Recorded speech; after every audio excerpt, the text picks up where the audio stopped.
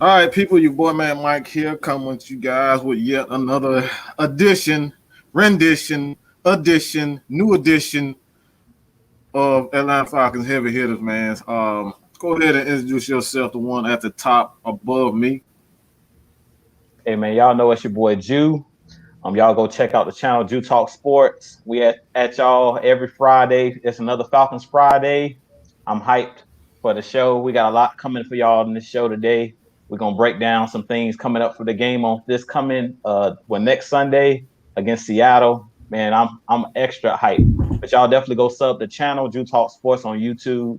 Y'all go sub the channel, my new channel, Atlanta Falcons Nation. Go sub my boy below me, Mad Mike. I'm gonna kick it back to y'all, man. Hey, man, right next, I gotta get right, the guy right up top in the gray shirt. Who you be?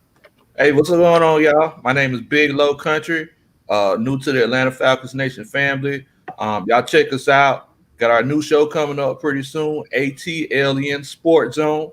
We're going to be bringing y'all a lot of hard-hitting Atlanta Falcons news and facts. Y'all check us out. Holla at my boy down here. What you got going on, bro? Hey, it's your boy Kev, aka K Styles. Hey, new member here, man. Let's get it. Oh, we gonna give him a channel too, right? He's the rook right now. He's the rook right now. I'm working on that too, so don't worry about it. Just hey, we got it, man. You got it, man. And we're gonna add with it too. Hey, man. Look, man. I guess we'll get started with training camp, man. Good God, it's a lot of battles going on in training camp. I think today, if you guys can correct me if I'm wrong, but JJ Wilcox got released, man. Yeah, JJ Wilcox got released. What you guys think about that, man? Man, that's tough. We go JJ Wilcox. Hey man, that's tough, man. JJ Wilcox being cut from the team, that's tough, or being released. I was really hyped when we got him just for the mere fact that he's a hard-hitting safety. So I think that's more got to do with we're so deep at that position. I've talked about it before. The kid, Jalen Hawkins, I heard he's turning heads. He's one of those guys that's developing. Of course, we got still Ricardo Allen, Keanu O'Neal coming back from injury. So there's just so many guys at that position. And I think that's more of we have so much depth there. We could possibly bring them back during the season. God forbid if somebody goes down with injury. But, I think that just has more to do with that's how much wealth that we have at that position, man. When you have, a position that's a log jam like that, we got all of those great players, all those great safeties. It's only so many positions. And that's why I talk about all the time. If you can be versatile, that's big, man. Like Ricardo Allen, he's one of those players that can play cornerback. He can also play in the box. And with JJ Wilcox, he's mainly a safety. He can't play cornerback. So I think that's the biggest issue with JJ Wilcox is he only can play that one position. And we got so many great players at that position already. So we really didn't have a choice. And this 53-man roster that's coming out tomorrow, it's going to be tough, man. A lot of these players, it's probably going to be a lot of cuts that's going to surprise us. So I'm not really surprised with that cut. Mm-hmm. Yeah, man. It's real tough because it's like, I was real excited about JJ Wilcox. I actually met him a couple times. He's from, from around my hometown. That we played at Georgia Southern. So he's real cool people. But it's just like you said, Jew. It's one of those situations where our depth is just we just have too much depth at that position. So like unfortunately, there's nothing that we can do. I definitely think he could be a guy that we could bring back since he already knows the system and. We're already familiar with him and he's familiar with our coaching staff. But, it's just one of those things you really hate to see it because, we always get attached to these guys, Woo, boy. Hey, man. Woo. Before I even get started, man, shut your damn mouth. Ain't nobody asked you to talk yet, man. You gonna have your chance to run your mouth and tell your jokes, okay? Okay. What we gonna call him? Let's call him. How y'all arguing? I'm just getting in here. Hey man, this was Boiler Travis, man. Go ahead and introduce yourself to the people, man. Hey everybody, this is the Travis, aka LT. Gonna be the funniest man you know on this joint. LT. Yo ass, I got that Hey, name man. in high school from my defensive line coach because he considered me as a Lawrence Taylor, so that's how I got it. So we're gonna call you a head buster. Ooh, I like that. Man. Either that or a crackhead. No. My bad. You ain't hear me say that. Yeah, did you have to go that far? You ain't hear me say Hey, that. I mean, let me say this. Hey, If it had catapulted me to the NFL, I might have done a little coke on the sideline, you know. Hey, man. Hey, you and everybody else. You right. Hey, Hey, yeah, what you rather be doing? Like, I mean, you watch Joe Jackson beat his kids to fame, so I mean, it's all working. Hey, something got to work, man. You're right. But you say about JJ Wilcox, yeah, that's a tough cut.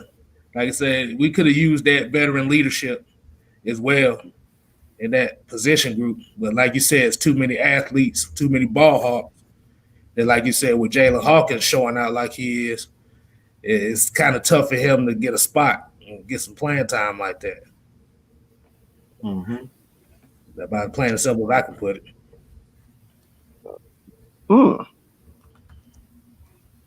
That's news to me. I didn't know JJ got cut. Yeah, man. Yeah, you sure did, bro. What you think about it, Trav? I mean, me personally, I would have rather him on the team because, you know, I guess, you know, insurance purposes for saying like him, because we did lose both him and Keanu Neal last year, so we didn't have that thumper at safety. You know, because I figured if Keanu went down, we'd have had JJ, but JJ went down like before the season started.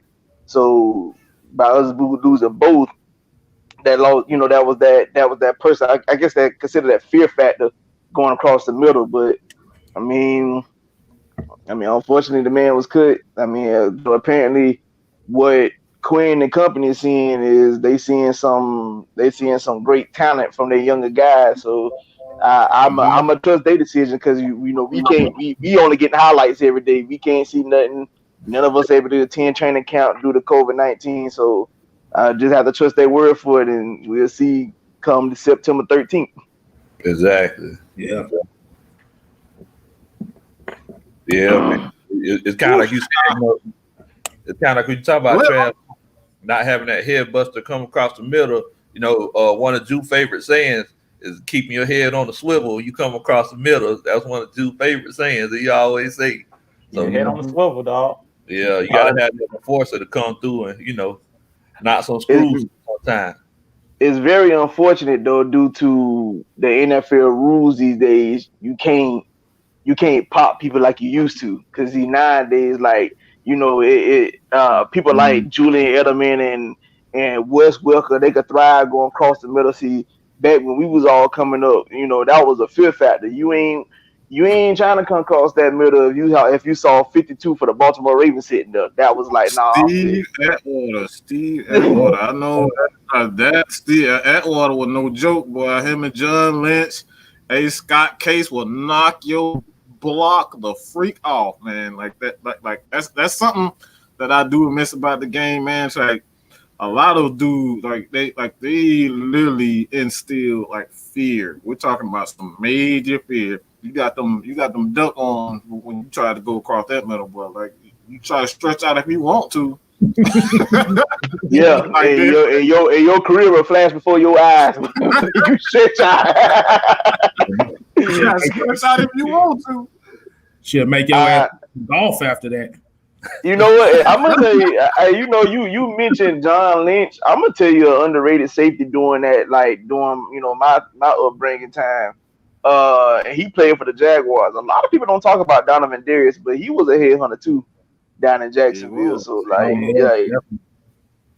Like he don't get mentioned enough, and I always give that man credit because he won, like you said, he won no fear factors like a Brian Dawkins. Like you feared when you saw those boys' numbers when you came across that middle, you was like, nope, I'm good. I ain't trying to catch that. Like I said, rest in peace to Sean Taylor, but I'm gonna tell you, boy, I done seen that man put some fear, some full. I done seen wide receivers do a pirouette when they saw him coming. It was like, nope, I ain't trying to catch it. I don't want it. I don't want it. Man, I never get when Sean Taylor hit that punter so hard. Those Sonic coins fell out of his pocket that time.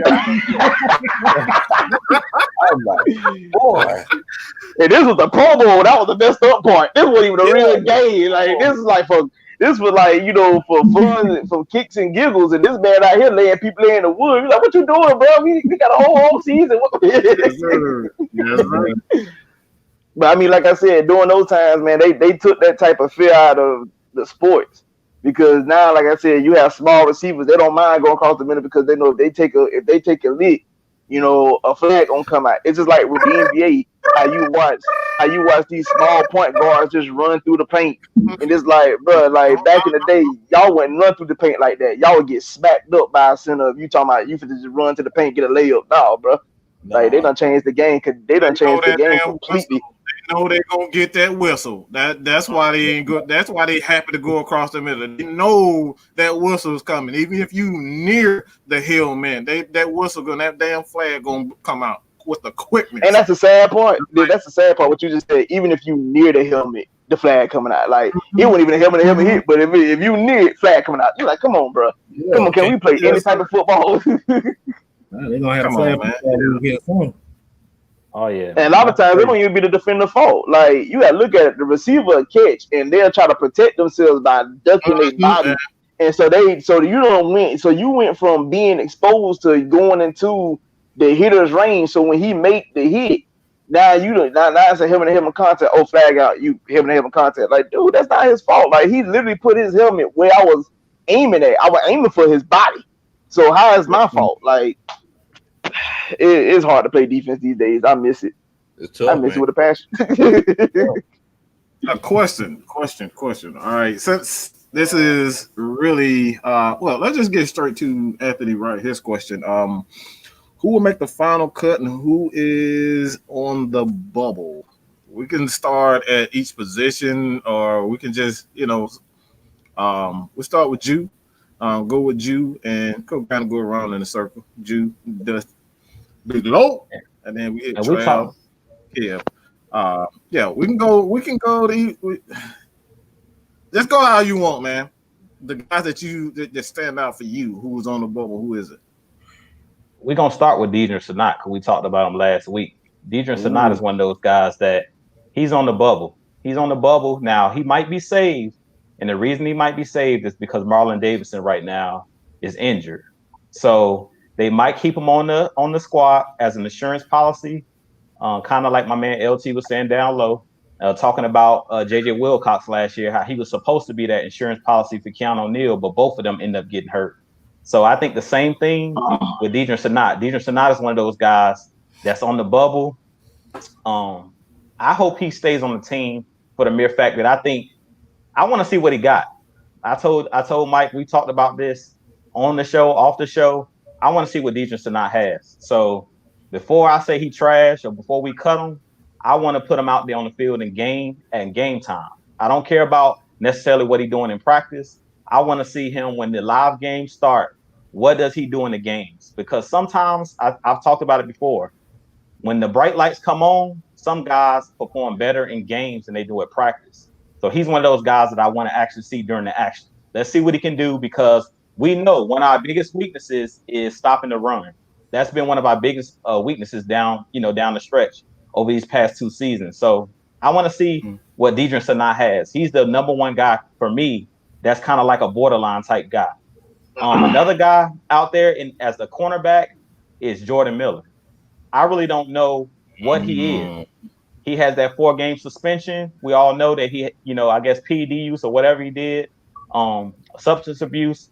So I really don't know what he has. He's another guy that came in with Isaiah Oliver, and he came out of the University of Washington. And that's the same college where Desmond Trufant played at, and usually they have pretty good defensive backs. So he's another guy that I really don't know what he is. I haven't seen enough out of him. I've seen him in preseason last year a little bit, but last year he didn't really get no playing time. He didn't get no burn. So I really don't know what he is. He's another guy that I feel like might get cut. And the reason I think he's going to get cut is because the cornerback position is so deep. Like, you're not cutting Bleedy Way Wilson, who balled out against the 49ers last year, over somebody like a Jordan Miller, especially because he's already got that 4-game suspension. So I believe he can kind of be off the actual radar far as Jordan Miller, for the mere fact that he has that suspension. So I think he doesn't have to count against the 53 because he's suspended. So that might end up saving him. But if they feel like he ain't showing out in practice, they might end up saying, let's just cut him because we're so deep at corner. We got him, we got Josh Hawkins, we got so many guys, man, so many guys at that cornerback position, and we deep at that position that I see like he might be one of the guys that's definitely getting cut. I don't even know if he's on the bubble. It might be a wrap for him. But those are the two guys that I feel like are the guys that I know they're both on the bubble, because we already know Dejan Sanat, Dan Quinn really doesn't trust them. So with us having John Kaminsky, Alan Bailey, both Davison brothers, Tyler Davison and Marlon Davison in the middle, Grady Jarrett, that's 5 guys right there that can man that nose position or the 3 technique. So, I think it might be a wrap for Dejan Sanat too. But I don't want to take all the time, so I'll throw it to y'all. No, I'm gonna touch on 2 things. Number one, because you brought up Sanat. Now I've been trying to figure out what did we draft Sanat for, because the dude wasn't the biggest defensive tackle as it is. So, like, what was his main objective? Was he supposed to be like a pass rusher, a run stuffer, or what? Because, I mean, you got to look at it. For him to be playing in the NFL as a defensive tackle, you got to have some type of size on you. He already lacked in height as it is. Like, heck, he looked like he's my height, to be honest with you. Heck, Mike might be taller than this man. Let me answer that real quick, because just real quick. Just answer that real quick. Dejan Sanat was supposed to be a more athletic nose tackle. He wasn't supposed to be a 3 tech. He's not supposed to be anything other than that. He's supposed to be an athletic nose guard, a 0 or 1 tech, a 2 tech. Like that's a 0.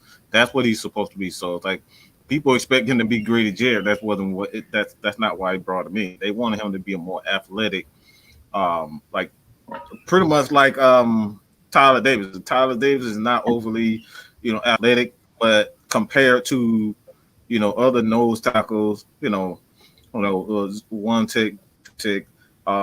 That's what he's supposed to be. That's what people realize. And when a lot of players are playing, when a lot of teams are playing more big nickel, a Dejan Sanat values goes down. So that's what he's supposed to be. Yeah. And then another thing to mention too, Mike. We all know how Dan Quinn is with versatility. Because it's like Dejan Sanat, with him being as athletic as he is, in those big packages, he can, in some situations, he can kick him outside like they did Adrian Claiborne sometimes, let him kind of collapse that pocket for us as well. So you make a real good point with that. All right, another thing I want to bring up. He mentioned Breedy Bree. Really? That's what we going with? Breedy Bree Wilson? Hey, man. Come on now. He balled out, bro. Listen, hey, I don't want to hear that. That man, yeah, don't get me wrong. I commend him what he did against San Francisco, but I don't neglect everything else I saw for that man. We just ain't going to skip past all the bad that I watched on film because he had a great game against San Francisco. Hey, man. We are not about to do that. Breedy Bree, really? Yeah, I had a sweat jar just for him and offer. I agree with your opinion. I agree with you. We're not doing that. What? I agree with you, LT, on that. But what I'm trying to say is, if it's over Jordan Miller, who we haven't seen, and he continues to get suspended, it's kind of like when we had Jalen Collins. Y'all remember Jalen Collins? He was one of those guys that was like, it's not worth the trouble. Yeah. Well, he wasn't worth the problems. They're like, look, man, when he played good when he was actually on the field, but it was like he kept getting suspended. So they're like, if we can't look, I always said the best ability is availability. If you're not available, it doesn't matter how good you are. So I feel like you're right about that. You're right about that because I'm talking about what I think Collins was suspended for 10 games. And the minute he was reinstated to play, boy, they put the scissors to him quick. Like they didn't even give it no time. The minute he was like, "Oh, he can come back," no, you couldn't. It was over with. I mean, now I can't say this in the Falcons organization. They have been well in keeping down troublemakers in the locker room. So I can commend them for that. For the most part, during this tenure, they don't have no issues with guys in the locker room. If anybody becomes any type of troublemaker, they get rid of them quick. But we might like the player, they might be decent for us. They don't need that type of distraction. Falcons filter, man. Wow. Y'all know ever since Michael Vick left, we got that Falcons filter now. So, if a guy runs a little bit slower, isn't as strong, it doesn't matter because he's a nice guy. Put the suit on him again. Hey man, hey man. Look, I don't. I'll just stay away from that. Kel, man, what did you think, man? Who you got on, man? The one that I say, and the one that I hate to say the most, I say Ito Smith. The only reason why I say that because Jews boy, he was busting that ass in training camp, so he looked good. And I think what the problem with Ito Smith is he can't pass protect. And I think this year you really need to protect Matt Ryan. You need that pass protector because you got Todd Gurley, who's really setting the standard for what they want as far as an all-around back. And then, like you said, Brian Hill, even though he cut that weight, like I said, he can still catch the ball out the backfield. So where's Ito Smith going to fall in line at? Because you got Quadri Olison. That should go line back in case you want to give Todd Gurley some time. You know what? We made a drastic mistake. We should have signed Leonard Fournette. I hope everybody kisses. I hope everybody kisses sarcasm in there. Everybody got quiet. I was about to mute the living hell out of your ass. I was about to mute the hell out of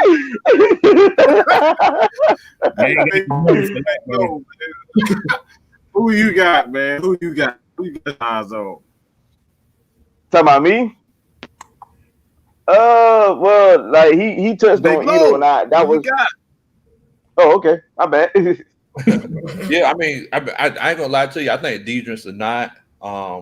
It's like it's kind of like I said last week. I mean, his story and everything is a real good story, but we just got too much depth, man. At that defensive tackle position, with your boy, with the Davidson brothers, Grady, Alan Bailey. Everybody forgets about Comiskey. Everybody always forgetting about Comiskey. I think, I mean, we just don't have enough roster, and then, I mean, all these wide receivers that we have, I mean, I really like Olamide Zaccheaus, but I don't know which one it'll be, but I think one of these wide receivers that we really like might be walking out the door. It might even be Laquan Treadwell. I think we were talking about that yesterday. I mean, yeah, they're going to be a lot of stuff that's going to hurt.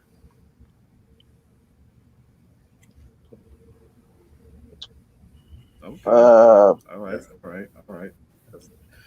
Anyone got one more? Anybody got one more before I get mine in?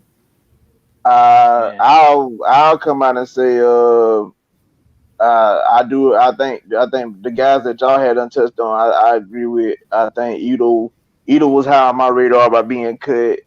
Treadwell could be a possibility. I mean, I understand we brought him in as a big receiver, but he hadn't panned out his whole career. And I mean, I'm not saying like the guys like Olamide Zaccheaus and Christian Blake. they might overtake him. I mean, like I said, I still feel like it's still a battle, but at the end of the day, like I mean, I'm pretty sure like Matt, like one of those guys. You know what I'm saying? Like I mean, he did have a deep ball pass to Zacchaeus last year That's a against key Carolina. word you just said. That's a key word you just said.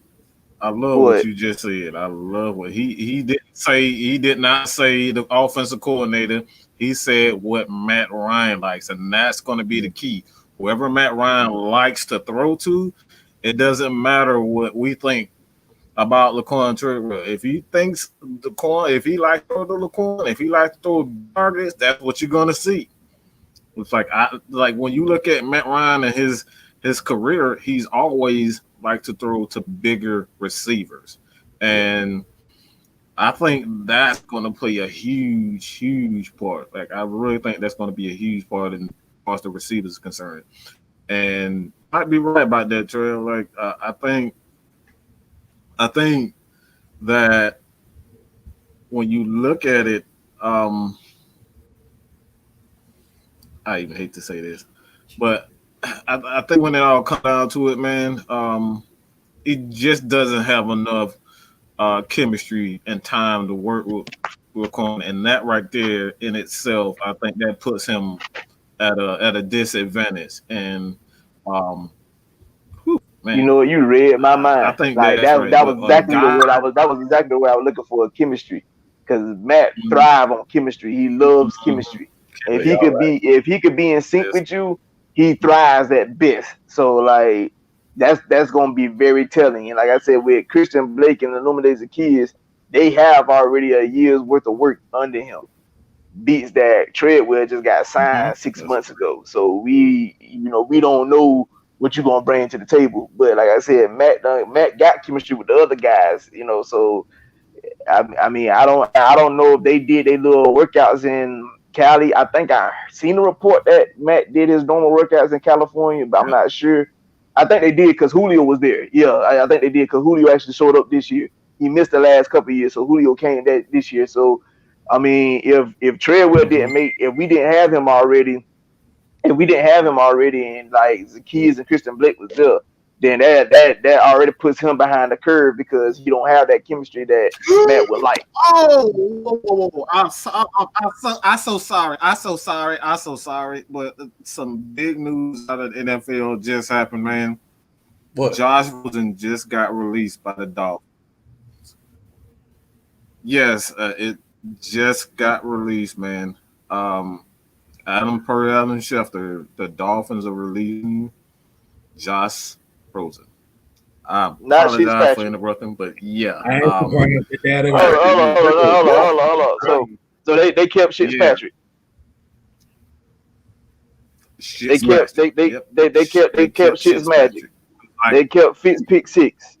They kept that's who they kept. I'll call him 2 game fit. Yeah, that's all he needs. He's good for 2 games.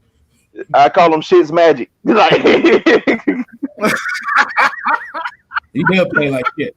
Hey man, I don't know. See, oh boy, this is why the Patriots have won every single year. Every single year, they are going to continue to win because of dumb shit like this. Like, I'm sorry, Josh Rosen has room to grow. He has room to grow. Ryan Fitzpatrick is going to get as good as he's going to get. Give the guy as a matter of fact, giving him anything to work with. Isn't this Josh Rosen? This was be Josh Rosen 3rd season in NFL? Yes. Third. Yes. And you kept Shit's magic? Jew man, let me. Yeah, man. Jew, let me. I want to hear what you got to say about that, Jew. What you think? Hey, man, that tells me one thing: Tua's healthy. That's what I've been hearing. I was hearing this since yesterday. They were talking about Josh Rosen was about to be on the move, that they were trying to trade him. And can I touch on one thing real quick, Mike? Because this be pissing me off. I want to touch on one thing. It's not even about the Josh. It's not even about the Josh Rosen thing. But I want to say one thing, and it's referring to, and it's gonna come out of left field, but it's referring to Vic Beasley And when players are trying to be traded, Yannick Ngakoue and all these guys, Leonard Fournette, when they be talking about no team want to trade for them because they don't want them. That's not what the problem is. It's not that they don't actually want the player. It's that if they know the player is about to be released, why trade assets for somebody that's about to be released? Like everybody knew we weren't going to re-sign Vic Beasley. So it wasn't that at mid-season when they were like, nobody wants Devontae Freeman. Nobody wants Vic Beasley. No, nobody wants to trade assets for this particular player because if nobody wanted him, they wouldn't have signed him. Tennessee turned around and signed him. So it wasn't that nobody wanted him. The same thing with Josh Rosen. It ain't that they don't want him. This is just showing me that Tua is ready to take the keys to the car. And they're basically saying, we're not going to waste any time keeping it because they know Josh Rosen doesn't want to be a backup. So we don't have to deal with him in the locker room. We're going to go ahead and move on from this guy. That's what it's saying. It's not an indictment against Josh Rosen. Like people want to say Josh Rosen's trash. He's not trash. The problem is he doesn't have the keys to that car no more. They're basically saying you're not the franchise guy. Tua is our guy.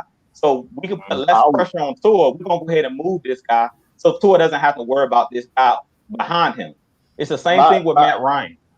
It's the same thing with Matt Ryan. Like, go ahead. Oh, I was about to say my issue with Toucan Sam is the fact that he has not had no continuity in his career. Like you got drafted by the Cardinals, they trade you. You tossing up starting jobs between you and Fitzmagic. Now you got cut. So now it's like, like I said, he don't have the necessary he don't have the continuity in his career. He haven't even been able to learn a playbook for a full couple seasons before somebody done outed him on the team. So now my next thought process is who's willing to sign him? Like what team is willing to bring him in and let him learn? Now me personally, I might sound crazy, but this idea popped in my mind. I would say Indianapolis. Learn under Phillip Rivers. I mean, he on his last leg. He got 20 kids at the house. Just let him learn. You learn from under him, and then you hand him the realms of the franchise and go from there. That would be my thought process. But I work on trucks, so I ain't a GM. I got a question. I got a question for Lowe, man. I think this kind of goes into what he was saying about quarterbacks, man. Name quarterbacks who have pretty much not lived up to the hype the first couple of years, and then they get with the right coach and team scheme, and they end up being something. Sam Bradford. Oh no! Hell no!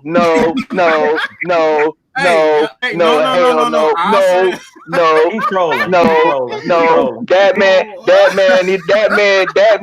I need the IRS to go to this man's house and arrest him for fraud. All that man did was steal his whole career. I'm still trying to figure out how this man kept getting $25 million contracts after that crop he been producing on the field. I need his agent. Somebody to work out me some contracts to get me big money because that man ain't did nothing his whole career. And all he got was $25 million, $1 million. No, Bradford is not one. You trash.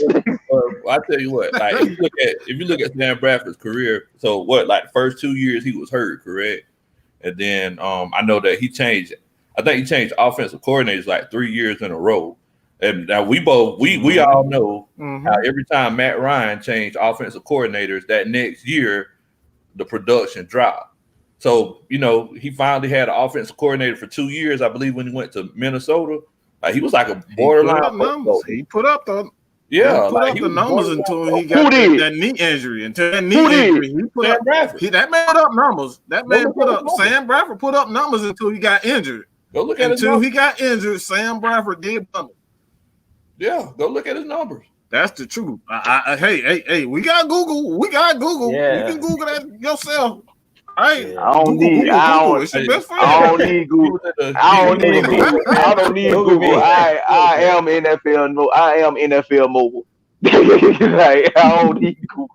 Bottom line is, I don't care what y'all say. Bradford just did not do that. If that was the case, why Case Keenum had his job? Why Case Keenum had his job? Man. Why can't Keenum had his job? Kept getting hurt. Hey, man, look, man. He kept getting hurt. I mean, but like as far as like Josh Rosen, though, I mean, it's like I think one of the biggest reasons they didn't keep him on the Dolphins. I mean, because when he gets drafted in the first round, correct? And it's mistaken, yeah. Yeah, he's getting to that third year. I mean, who's more affordable, Josh Rosen or Fitzmagic?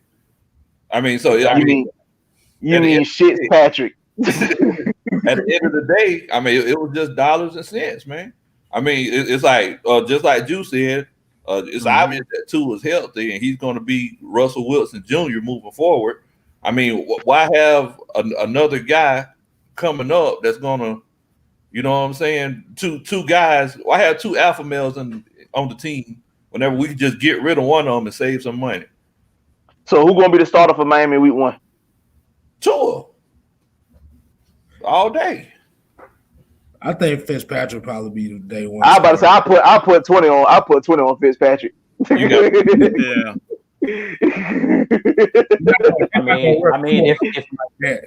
if Fitzpatrick is starting, he just warming a chair for Tua. Tua eventually gonna take over, so he ain't doing nothing but warming the seat. He know that. That's all he been doing. Let's pause real quick to Kelvin. No, we don't need him. No, we don't need him. I got it. I want everybody. I want everybody's opinion on this, man. Hey, let's go, Kill. Let's go to Kill, man. What you think about this, man? Can you see your ass letter, man? Like you said, the problem is, like I said, Ryan Fitzpatrick will start. But like you said, he just warming up the chair. I mean, you already know Fitzpatrick's only good for 1 or 2 games. Then that third game, he's gonna play like absolute garbage. Hence the name Patrick, as I agree with LT on that one. But like I said, Tua is the future. I mean, it's kind of hard. You got cut the next year. You got drafted, then got cut by the next team. I got $20 on Fitzmagic throwing a pick 6 first game. He pulled for one. Man, you gonna bet about a damn idiot. He gonna give me one. Gonna bet that. Who the hell? Hey, look, man. Look, we're not talking about that no more. Let's not talk about Fitzpatrick again. All right. Let's go. Look, I'm going to take this question because this been burning me up all freaking day. I've been seeing this for the last couple of days, and we're talking about Mohamed Sanu coming back to the Atlanta Falcons, man. Hey, man, y'all can go in order, but this is something that I gotta address. And Falcons, look, shit, we got 52 people in the chat right now. I might about to hurt y'all feelings. All right, I might just be about to hurt y'all feelings. No, don't do it. Please don't do it. I'm so sick. I'm so sick of you guys. Every time we let go a guy who's clearly his best days are behind him, we trade him away, we release him, or we don't resign him. Y'all are the first people to say that we need to bring him back. Why in the hell do we need to bring back Sanu? What is so good at? Running a wildcat? Bro, we can get that. We can get Chris Rowland to do that. We can get Ty Gurley to do that. Ty Gurley did that in Georgia. We don't need him to do that. We don't need him to throw the damn ball. We got 3-4 quarterbacks. Bro, like the Travis, shut up. Shut up. We're not doing that. I'm so sick. I'm so sick and tired of Atlanta Falcons fans wanting absolute trash, man. This man can't run a goddamn 4.7 flat, and we want him in the damn Atlanta to basically be Michael fucking Thomas. That's what we want him back. He's a Michael Thomas at this time. He can't separate. You got to call plays. That was the reason why they got rid of him. That Hooper got so many catches last year.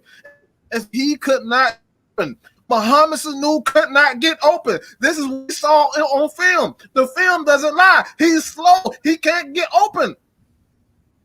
So why do we always got to go in the trash? Every time somebody is released, we got to go in the damn dumpster and then look for some goddamn food like we fucking homeless people or something. Stop it, people. We got young bulls. Let these young bulls do something. Let them prove something before we sit up here and try to go back in the damn dumpster looking for tater tots or something. Shit.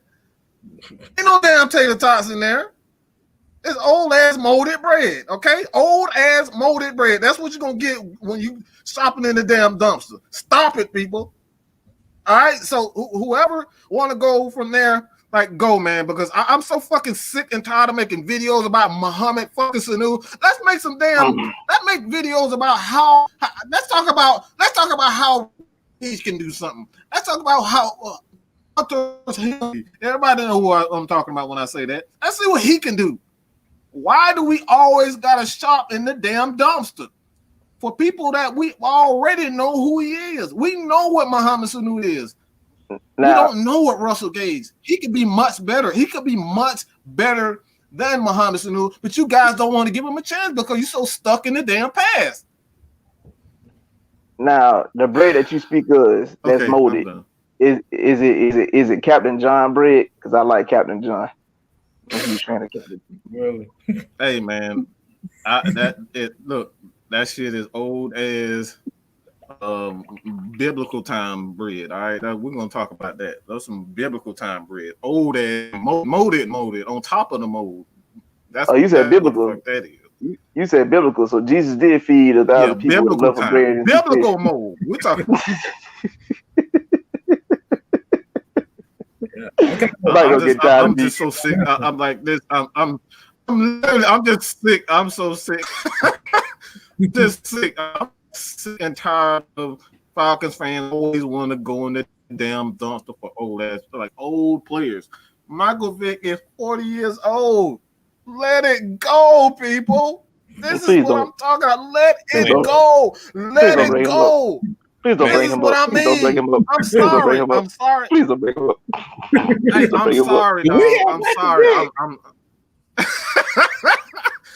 sorry. I'm sorry. You guys go, man. But I had to get that on my chest. Like, I'm so sick and tired of Falcons fans living in the past, bro. Let our players let these guys do something. All right, that's my thing. All right, you guys. There's some questions in there. Y'all take it from here, man. I'm done. I need to say let me say this. I went on a rant too the other night. Mike, you've seen it. Drew, I think you and Tony, y'all seen it as well. My thing is, because I got DM after I made the video because somebody said they felt like I was speaking on them, and I was like, I was speaking on the fan base as a totality because every time it seems like somebody gets cut, like you said, they want to bring him in. They cut Earl Thomas. Let's bring Earl Thomas in. We already got safeties. Plus, he's stage 3 cancer. I don't want him on my team. As of right, if you would have said 2014, I probably would have took it. But now that man's cancerous. I don't need him in my locker room. You cut Leonard Fournette. Let's bring in Fournette. We already got several backs. We don't need no more. Now you say they cut Sanu. Let's bring in Sanu. We don't need him. That's why we talking about possibly losing Laquan Treadwell. Now I even seen the Falcon fan today. They said let's sign Adrian Peterson, and I didn't know whether I wanted to slit my throat or put a gun in my mouth. I was good for a second till you brought that to my attention. I'm just oh my God. Adrian Peterson, really? Are we that desperate? Falcon fans, do y'all want to win a Super Bowl, or y'all just want to look good and be talked about on ESPN?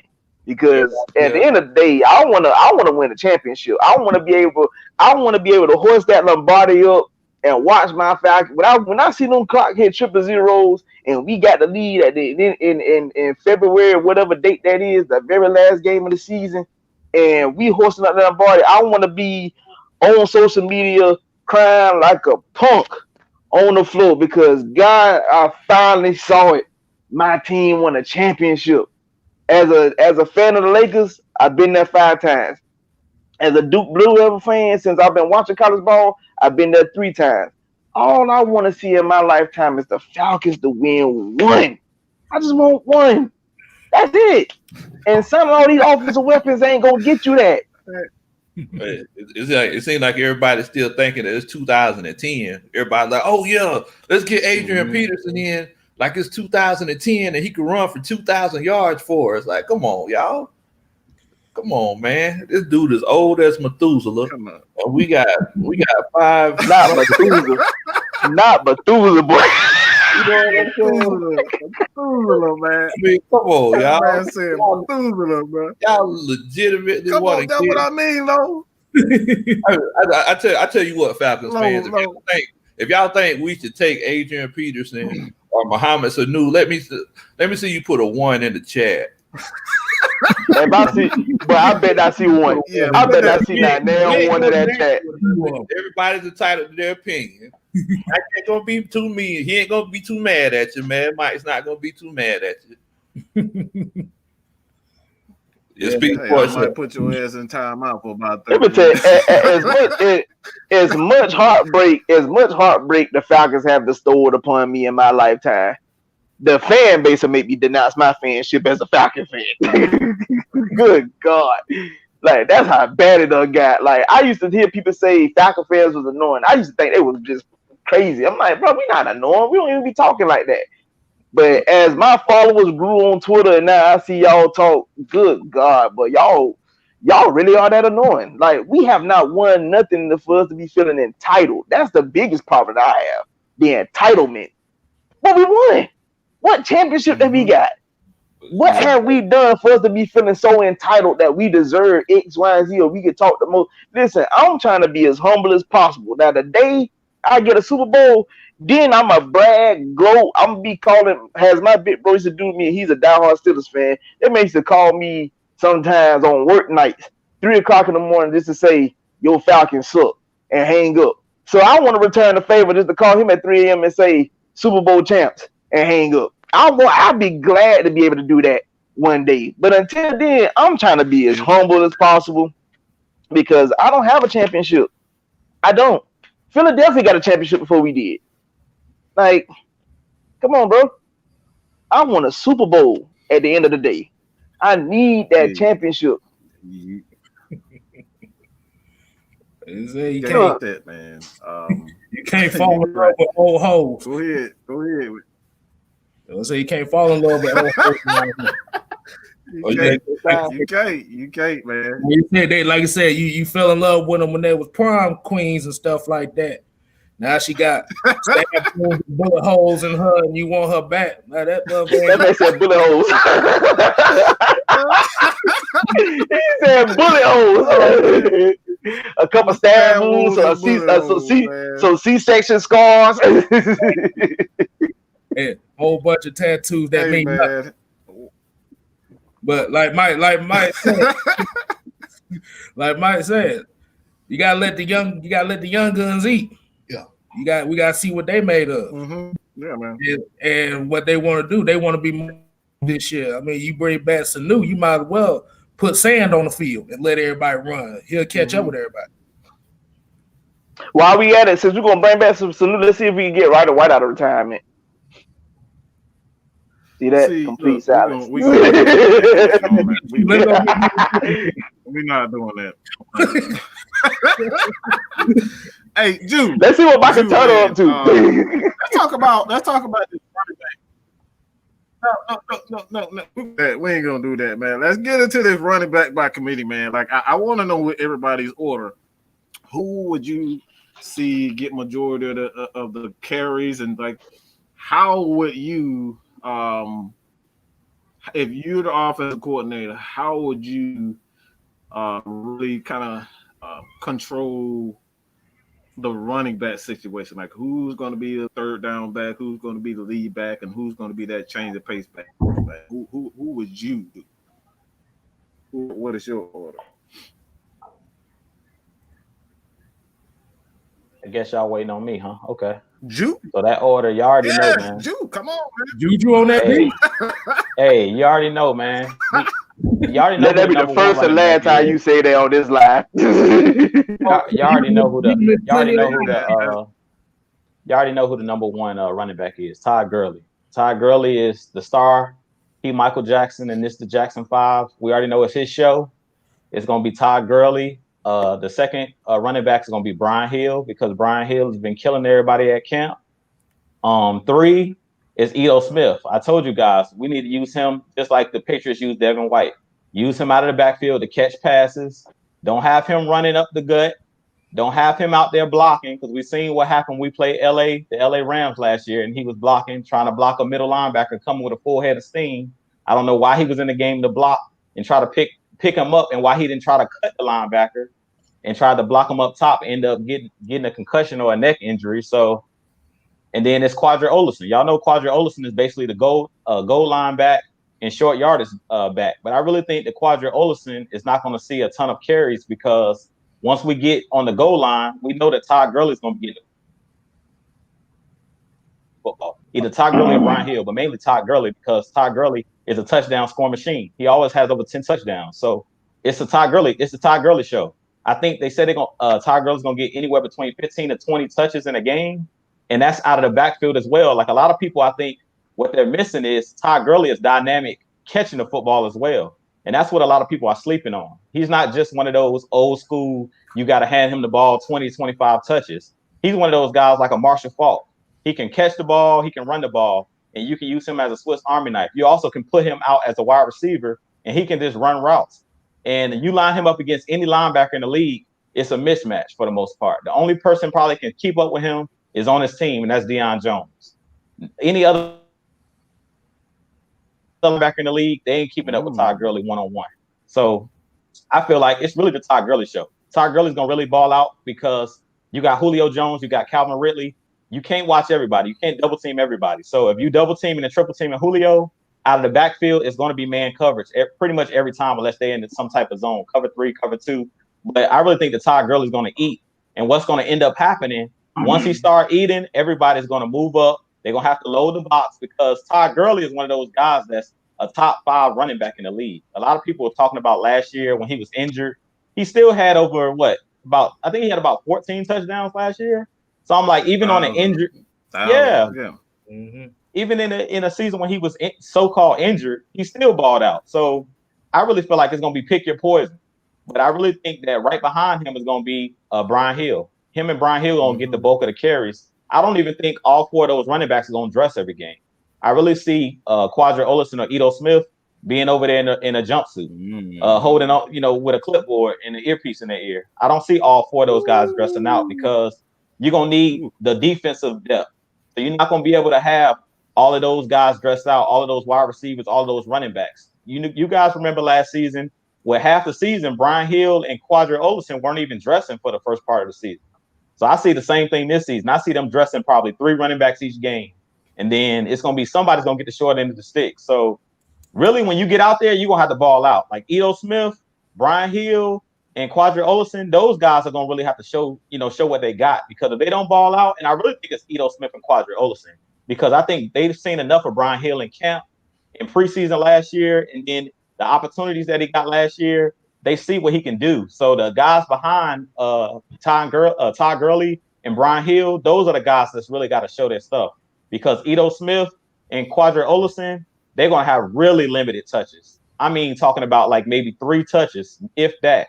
Because if Todd Gurley is going hard and he's running hard and averaging 3-4 yards a carry, they're not going to pull him off the field once he get going. So good luck for Ito Smith and good luck to Quadri Olison because I don't see them getting a lot of time unless somebody go down with injury. Big low, and then we go to Kevin. Man, I ain't gonna lie to you. And this is if I was Big the coach. low, and then we go to Kevin. Yeah, if I was the coach, I personally think what I would do is I would let Gurley run on 1st and 3rd downs. I have him on the field on 1st and 3rd downs, and then I would put Brian Hill in on 2nd downs because we all know about the arthritis in Gurley's knee and everything, but I mean, we just want to limit those touches. I would bring in Ito Smith, every now and then just to get everybody else a breather. I think if they do dress Olsen out, I think it might be a situation where he may play on special teams or something like that. But for the most part, just like we were talking about last week, fellas, I think he's going to be a hamburger eater on the sidelines in the jumpsuit. What do you think, Drew? Yeah. Well, we already know Todd Gurley's gonna get majority of the carries. I think the backups are gonna be dependent on the matchups on defense. Because I think the guys are interchangeable, and then you have, like I said, I think all our backs are versatile enough to be like difference makers in different matchups against different teams. Because, like you said, you might go against a smaller defense. Quadri Olsen or Brian Hill might go off in the game. You might go against a bigger defense. They're Brian. It's just there. Mm-hmm. I'm about to say, what we got, LT? What you got? Try it. I mean, at the end of the day, like I agree with most of y'all. I mean, I agree with most of you guys, which I already said, because you already know Gurley gonna be our workhorse. As what's the name called him? He's our Michael. So I would go with the same order. Gurley's our Michael. Brian Hill gonna be Tito, and Olsen is gonna be a toss up between who's gonna be it's gonna be a toss up who's gonna be Latoya. I don't know if it's gonna be Olsen or Ito. It might be Ito more than anything because of the fact that Wow. What? So ain't nobody gonna be Jermaine Jackson. Right. Ain't nobody gonna be who? Jermaine Jackson. I mean, well, whoever get the third spot permanently, they'll be Jermaine. And then, of course, the fourth person gonna be Latoya. We ain't gonna say you Janet, because Janet's a superstar. We don't know what Latoya do. But but at the end of the day, like, I mean, that's how I look at it. I would feel like the bigger backs would get more of our touches compared to Ito, due to the fact that, like I said, Ito's size is really fit to hurt him in this situation. Of course he has had his moments, but we need somebody that's gonna be able to take. We need backs that's gonna be able to take that pounding. With Gurley, Brian Hill could do it, Quadri Olsen could do it. So I said, like, in my humble opinion, Ito looking real Latoya-ish right about now. So yeah. Hence him possibly might even be cut. We don't know. They might throw him in practice squad. Still don't know. We'll see how that goes. I think he made an accident. Well, I kind of. Yeah, you got that right, man. I think honestly, man, the way the roster on the offensive side of the ball is looking, I can definitely see a small trade happening for the Falcons. Especially with the offensive line. You got a rookie left guard for the most part. You got Carpenter, who he's a veteran piece. At this point with his contract, he's damn near, impossible to trade and just cut without, ended up like the damn Saints with $78 million. $78 million in dead, like, cap roll. Like, what? Like, bro, like, they really trying to go for it. But when it comes down to it, man, I could really see that the Falcons, I could really see Ito Smith being one of those guys who could possibly be traded and released, because, like, I don't see why you would invest in Quadri Olsen, barely give him a year to prove himself, and he's gone. You know what I'm saying? It's like that there tells me that, one, Thomas Dimitroff is on his way out because he's giving up on one of his projects. Like that. Make no mistake about it. Thomas Dimitroff runs that offense. That's his offense. That's he and Matt's offense. Yes. Dan Quinn has a say-so, and I said this all along. He has a say-so. Rich McKay and Dan Quinn were supposed to work together. They were supposed to work together. Dan Quinn, not Quinn, but Thomas Dimitroff and Matt Ryan were supposed to work together. When that compromise, when the Falcons had to essentially, Rich McKay had to kind of deal with some things with the with the dome and whatnot. That kind of got Thomas Dimitroff, put him in a position where he wasn't qualified to run the defense. He's never been qualified to run the defense. He knows how to scout players, but actually bringing in players to complement each other. That offensively, that's more of his forte. And having a guy like Dan Quinn, man, and Rich McKay together again, man, I think Falcons, we kind of saw that last year towards the end of the season. That defense was absolutely on one accord. That's the first time in a long time that I've seen them on one accord. We're talking. Guess where they were ranked at? Coaches, the players, they play. Guess where they were ranked at? Top 5. I know top 5. I know the top 5. Our defense was actually ranked top. No, I'm saying like the last half of the season, our defense was actually ranked top 5. Right. I know, and see, that's why I have high hopes for this team, because the chemistry. We talk about chemistry all you want to. This, like I said, this is the first time that Dan Quinn has had a guy with a defensive mind. Make no mistake about it. Rich McKay was an intricate part of that Tampa defense when he was with Tony Dungy. Tony Dungy created that shit. Tony Dungy and Rich McKay, they created that defense. And Mr. Oakland, now Las Vegas, he was just a pawn. He just came in and like a trick in the night, stole the money and got the hell on. Like that's what he did. Like that's what he did. He was not one of those guys that can build a team. And you see it right now in Las Vegas. They don't know who the hell they want to keep. They don't know who they want to trade. They don't know what he has no clue what he want to do right now. You know what I'm saying? So you talking about the Gruden grinder? I'm talking about the Gruden grinder. Yeah, that sack of crap. He's the most overrated guy. Like he knows quarterbacks. That's just all he knows. He don't know how to pick them. I need his agent. I need his agent too. I need his agent too because he stole $100 million. Does Gruden really know quarterbacks? Like when we asked, because Brad Johnson. I'm talking about X's and O's. Yeah, you're right. X's and O's. Yeah, because all the quarterbacks he had, they ain't really. I ain't seen none make the Pro Bowl. Hold on. First of all, you talking about he know quarterback. I clearly remember him having a quarterback by the name of Chris Sims, and he was trash. Let's not say that. Let's not say that name again. That and he got the nerve to be writing articles about what Matt Ryan should be doing. Like, man, you don't sit your ass down. Bruh. What the hell have you ever done? I really be looking at saying what Matt.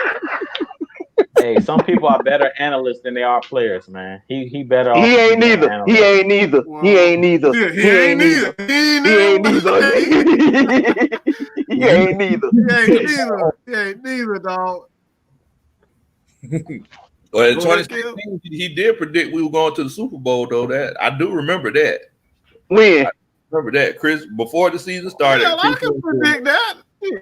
Yeah, look, a dead clock right twice a day. I don't want to hear that. I don't want to hear that. Hey, man. He's a glorified clipboard holder. Yeah, at best. He ain't even that. His brother, man, his baby brother looked better than him. Matt looked better than Chris at times. I want to hear that. That's the absolute truth. Yeah, and that's the absolute truth. Trust me, we got this. Why? I don't know how the hell YML, whatever. I'll just call you Jamal, man. We definitely got some stuff coming for you guys, man. Trav gonna have his Big Low. He's gonna have his own show. Kill. He's gonna have his show, man. We got some stuff coming for y'all, man. So trust me, you're gonna see these guys a lot, and we're talking about a lot long. Like these guys are very fun. They know their football. We're not gonna give a bunch of bullshit. All right, that's what Falcons Nation is all about. That's what unintentional grind is all about. We're not gonna give you bullshit. All right, we're gonna give you the absolute truth. Cause I'm tired of looking at the that I don't want to say it. I'll just keep it because I don't want to get sued. That Don't that do it, Mike. news article. I'm not gonna do it. I'll let that go. I'll just say this: we're tired of people with all this clickbait bullshit. Stop the clickbait and give people facts. If you don't do it, we'll do it. Let me say this. Reason why we are created is due to the fact that not only the clickbait, but we want to bring knowledge to the Falcon fans. I understand a lot of people feel like we get disrespected. In hindsight, I tell them all the way how some folks react, we probably do deserve the disrespect that we get. But we don't get the love that we should via national media, due to the fact that we aren't known for winning ways. But anytime the Falcons are mentioned, is always, even if it's a compliment, it's like a backhand compliment. I remember the year 2012 when we was undefeated. Practically, we the only undefeated team left, and I think that's the same year they started the power rankings. And it basically took them everything getting them to basically like not give us the number one spot. We the only undefeated team left. Won 3 games after being basically the only undefeated team left, and they did not want to give us that number one spot. They kept giving it to everybody else but the Falcons until it got to the point that they were like, all right, they undefeated. We ain't got no choice but to give it to them. Like that's basically how they do us. So you know what I'm saying. But people always talk about like if you look at First Take, if they talk about the Falcons, Stephen A. Smith, you got Matt Ryan and Julio Jones, who's a baller, Calvin Ridley, who's a stud, this, that, and the third, but X, Y, and Z. See, you can't just give us props. There's always a but behind it, even if we're doing well. So that's why all these guys are here today, because now we want to be able to put out positivity within the Falcons fan base and Falcons Nation, along with giving knowledge when knowledge is need to be given. Because I hate to say it, but a lot of Falcons fans, y'all not knowledgeable at all. I hate to say it. I don't want to sound like I'm mean when I say it, but that's the facts. Just some of the takes that I've seen on social media just be horrific. Prime example of that, a take that was used. Who with a minute and 36 seconds left, ball on your own 35-yard line, you got to get downfield to score. Who would you choose? And the choices was between Steve Barkowski, Chris Chandler, Michael Vick, and Matt Ryan, and folks really had the audacity, the unmitigated gall to say Michael Vick. And I'm over here like, why? Because I say, in case y'all don't remember correctly, you don't even know if Vick going to finish the drive. He might get hurt. Let alone not even the fact that he was fumble prone as well. Ankle injury. Exactly. He was fumble prone as well. So like you don't know, you would say Matt Ryan a choke artist, but the crazy part about it is Vic has 38 career wins as an Atlanta Falcon, but Matt Ryan has 38 career comebacks as an Atlanta Falcon. So that lets you know who's the better QB in this situation. Hell, I'll take Chris Chandler over him.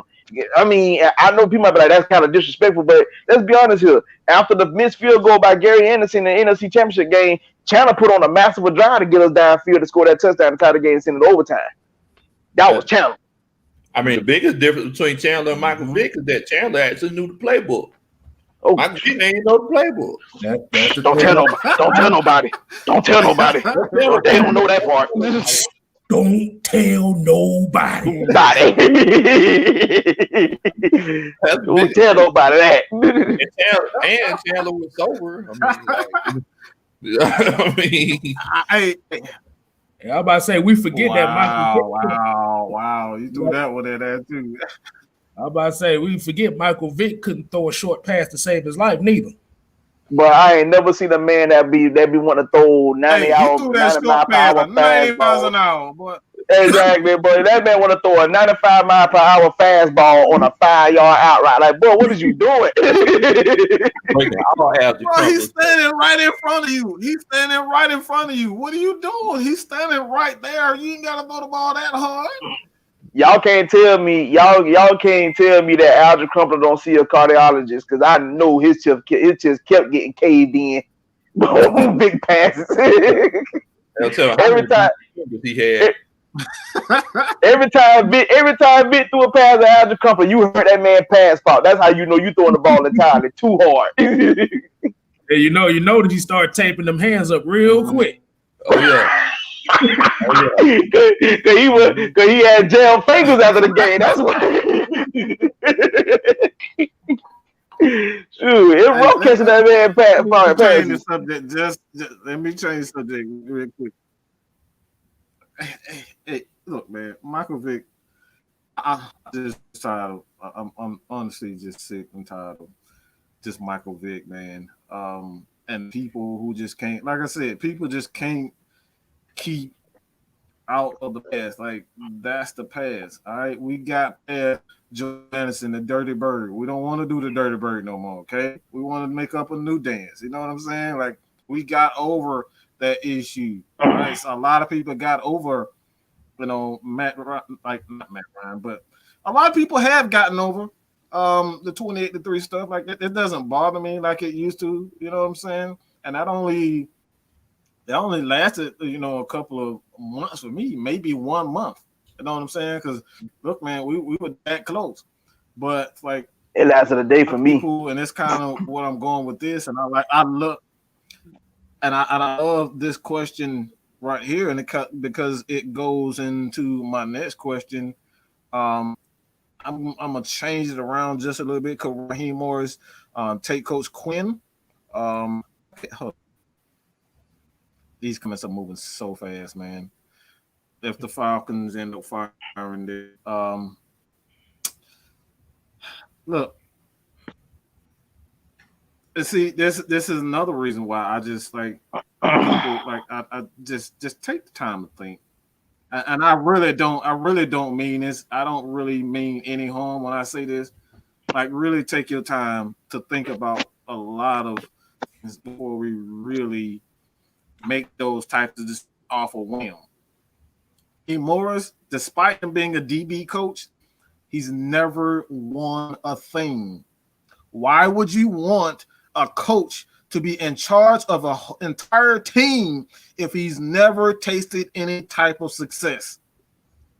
He's never done that. Raheem Morris has not won anything. Why do we continue to want guys who've never done a thing? That's the thing that, like, I love Raheem Morris as the DB. And bro, like, I'm seriously, like, hey, this guy has never won anything, bro. Never. He ain't won a damn thing. He ain't won shit. He ain't Tom Brady. He ain't Dan Quinn. At least Dan Quinn got a taste of being a fucking champion. He was a part of a fucking champion. He's a part of a legendary head coach. A legendary head coach. At least he knows what it looks like. He's tasted that success. So why do we continue to disrespect Dan Quinn if he didn't get us to the damn Super Bowl? With a rookie defense. Think about that, people. A rookie defense filled with players with 1 year experience, 2 year experience. And he did exactly that. That's not an easy feat for a guy in his second year as a head coach. Second year as a head coach. And y'all trying to tell me that you want to replace him with fucking Raheem Morris? Think, people. Like this, like, do you take the time to really think about what you're saying? You to replace Dan Quinn, a head coach that has never done it. What he did was carry Mike Shanahan's bags. That's what he did. If you really want to get down to the nitty-gritty, that's what he did. He carried that man's bags, just like his son. Let me say this, because carried his daddy's bags. You saying this? And let me say this, because I mean, I'm gonna piggyback what off you saying, because you know you mad Mike right now, but I'm gonna say this. This man here, if Falcon fans remember correctly, he was the head coach in Tampa. If y'all remember correctly. Now, if you remember this, how many times did we smack Tampa while he was down there? Multiple times. That should be your answer right there. How often have Raheem Morris can sit here and say he got a win over the Falcons as head coach? Not many. So that should be that right there should be your answer on why who you should take. Go. Hey man. Kev, we all and you, man. We all know that Dan Quinn has proven himself. Oh, yeah. He's already proven himself. That's why I said last year when we started off 1-7 that he wasn't going to get fired, that the team was going to turn it around. And it's just like what Mike was saying. And this is what we really need to look at. As long as Matt Ryan and Julio Jones want Dan Quinn there, he's going to be there.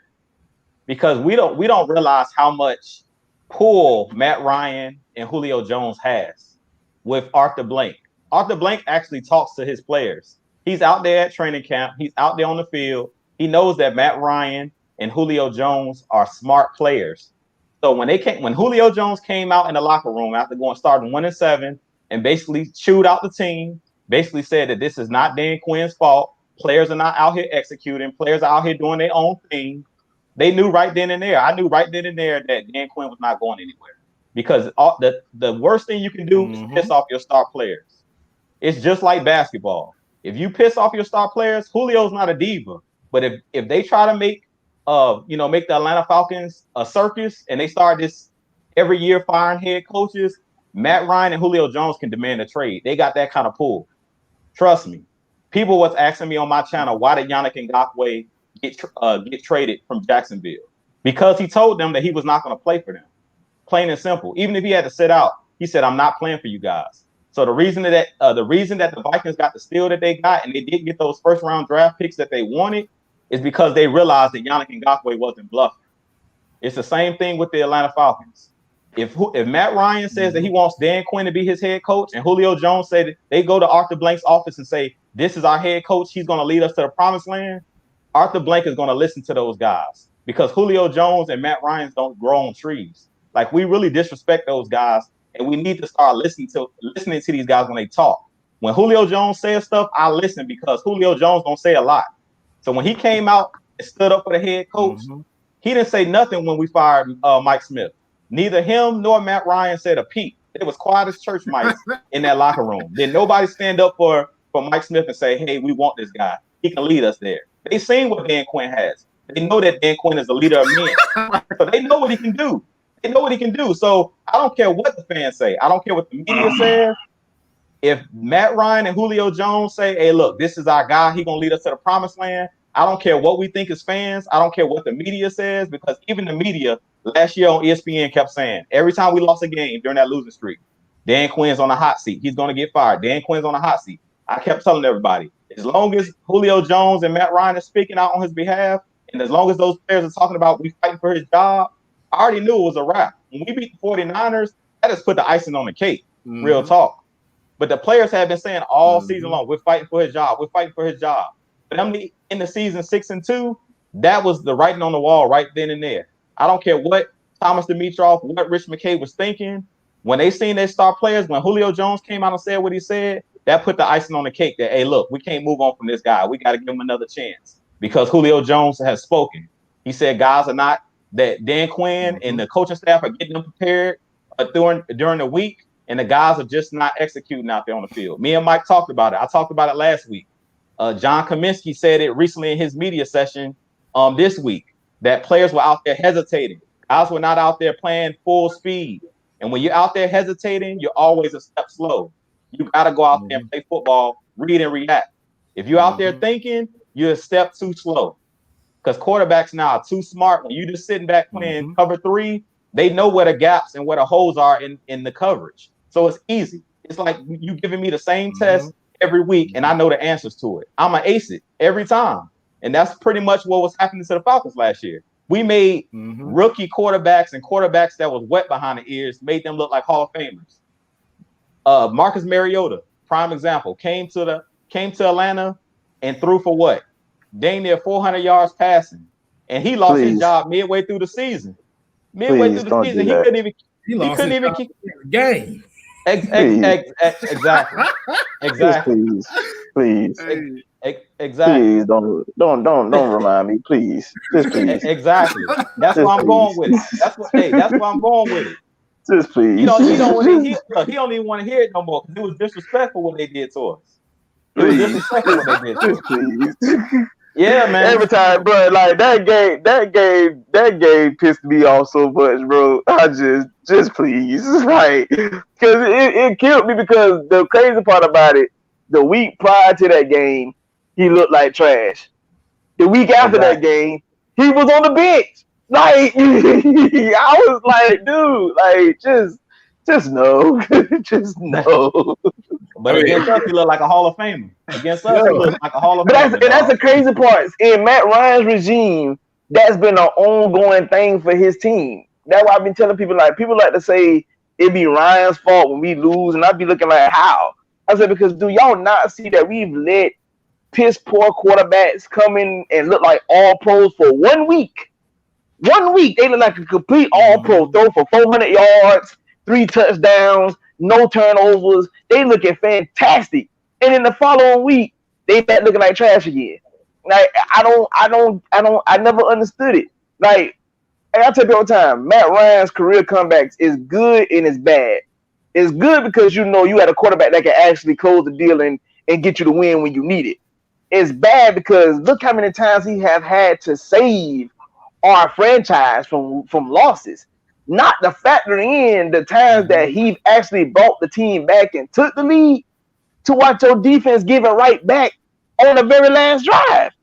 Like, if you want to be honest, Ryan should have at least 50 comebacks in his career right now. But when you having people like Geno Smith walking downfield to get the game-winning field goal in the Georgia Dome on Monday Night Football, that's bad. Or you had a 21-point lead over in London, and by Smitty being conservative, you don't let Stafford and company hawk that lead down, and we lose the game 22-21. You know what I'm saying? Let's take it a step further. When you have Brian Hoyer in Cleveland, when Matt Ryan takes the lead, you let Brian Hoyer walk down the field to get a game with a field goal against us at the Georgia Dome. Like, it's games like that comes to my mind, and I keep trying to tell folks, this is why we have not been successful. Our defense has not been able to make the necessary stops that need to be made. That's why I've been preaching defense for the longest, because you seen when we had a number one offense for a season, which was the 7th best offense in NFL history. We were Super Bowl bound, but the difference in us being Super Bowl bound and being Super Bowl champs, our defense was ranked 27th in the NFL. That don't bode well. Now, people talk about how the offense was last year. We was ranked 15th in the league. People don't understand that, yeah, we were ranked 15th, but we was the 3rd best passing offense in the NFL. That goes to show you how well Matt had played. So by us being the 3rd best passing offense in the NFL, but we were ranked 15th, that's a lack of production in the rushing attack. But the reason why we weren't successful in more games is because our defense was down at the bottom of the barrel. So once again, offense scores points, defense win games, or offense sells tickets, and defense win championships. You need a defense. That's all I've been begging for the last decade plus. A defense. With that said, I want to kind of change up. Hold on, Kevin. I'm about to throw it at you. I'm about to change it up just a little bit. I want to throw it to you and just Big Low on this, man. It's the same. It's the same question, but just a little different. Knowing that we need a defense, how would you guys prefer this defense to be? Whether it be more aggressive, play more man, play more zone? Like, how would you guys go? How would you guys kind of help, turn around the defense, be more consistent. Can I start off? No, hold up, man. No. Go. No, Kevin, Justin, and then June. First. You want to go? I'll let Lowe take it first. Mm-hmm.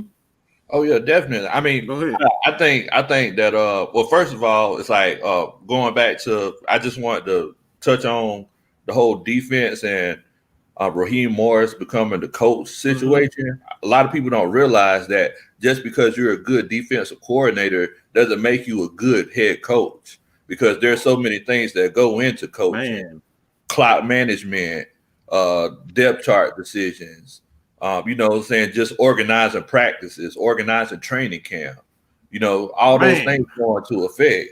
Raheem Morris, he knows the X's and the O's, but why trash something that's already that's been working already whenever you got a team that's already following you and ready to run through a wall for you. Now, as far as that defense, Mike, to be honest with you, I think we need to just kind of keep everything the way that we're going.